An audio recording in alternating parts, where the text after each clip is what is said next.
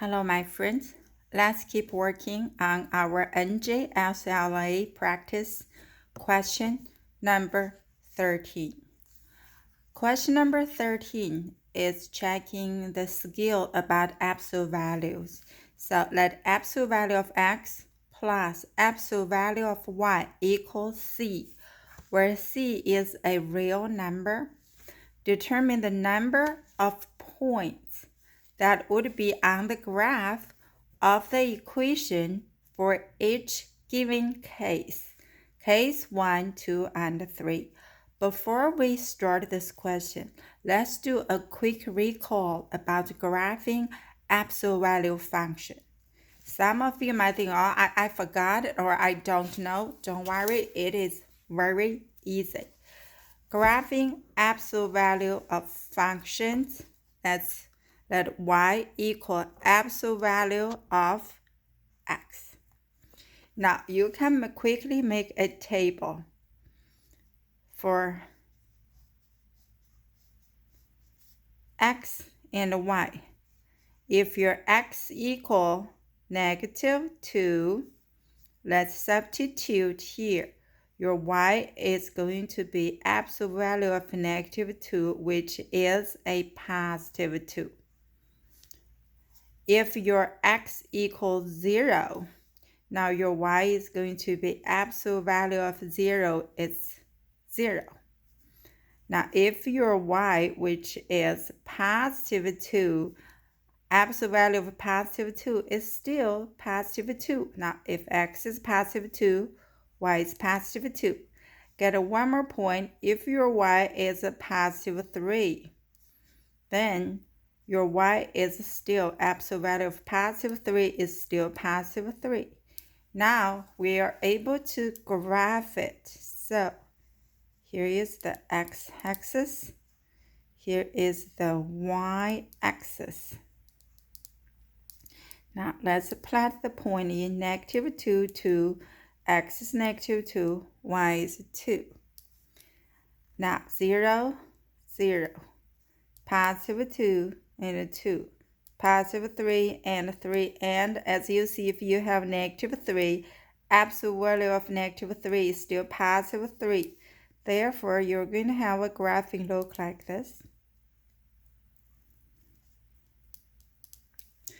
Now, observing the graphings, are you able to find out any point which is below 0? Somewhere here?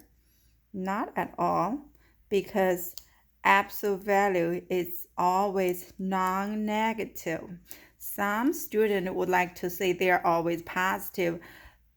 Be very careful about the word positive, because in math field right now, there are some people trying to argue about 0. Is 0 positive or negative or neither or both? We don't know, okay? So to stay this safe, we're going to use the word non-negative, okay? Non-negative, which means 0 and a positive, okay? That equals non-negative. So let's go back to see our case 1. Ask if c can be less than 0. Okay, see, when we check the graphing, we're very confirm this. There's no any point below 0. Therefore, what you can do is, for case 1,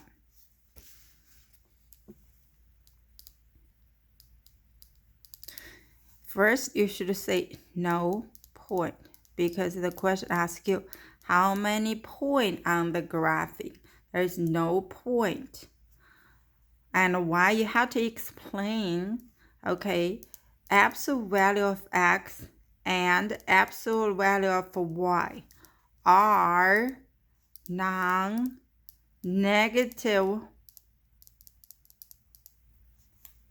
The sum of them must be non-negative. Think about it. If you have two non-negative numbers add together, the sum must be non-negative, right? And then, therefore, there's no point for C cannot be less than 0, or you can say there's no point below 0 for any value of x and y, okay? Keep this in mind. You have to mention this. Absolute value of x and absolute value of y are non-negative. Okay, then the sum of them must be non-negative. And then therefore use your own word or language for case 1. Now for case 2, it says, can C be 0? Okay, now let's see if C can be 0, which means is absolute value of x plus absolute value of y. Can it be 0? Yes, that is only one choice. The choice is when your x and y both are 0. As you can see, absolute value of 0 plus absolute value of 0 equals 0, where the only one point is right here. So your answer should be 1 point, because the question asks you how many points on the graphing, not only 1 point. Okay, where x is 0 and y is 0. Or if you want to write down with x equals 0 and y equals 0, that's also fine. This coordinated pair represents x is 0 and y is 0. Now for case 3, it's easy because you have infinite many points, okay? Infinite many points. Look, you can pick up randomly like infinite many points on the graphing. So your explanation, you can see both of them are non-negative. The sum must be non-negative, therefore infinite many points. Similar with case 1 for the first half, okay? And therefore they are infinite many points. Let me make a quick summary for question number 13. Question number 13 is testing you the skill about absolute value functions graphings. Now, when you graph absolute value functions, it looks like this. And since the absolute value, which is non-negative, which means it could be 0, and positive number, 0 and a positive number we call non-negative. Okay, therefore, there is no point for C less than 0. As you can see, there is no point below 0.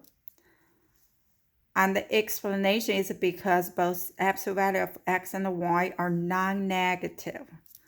For case 2, there is only 1 point where C can be 0. Only happen when both x and y are 0. For case 3, it talks about C greater than 0. There are infinite many points. Look at your point here. All of them for y are above 0. So when C is greater than 0, there are infinite many points.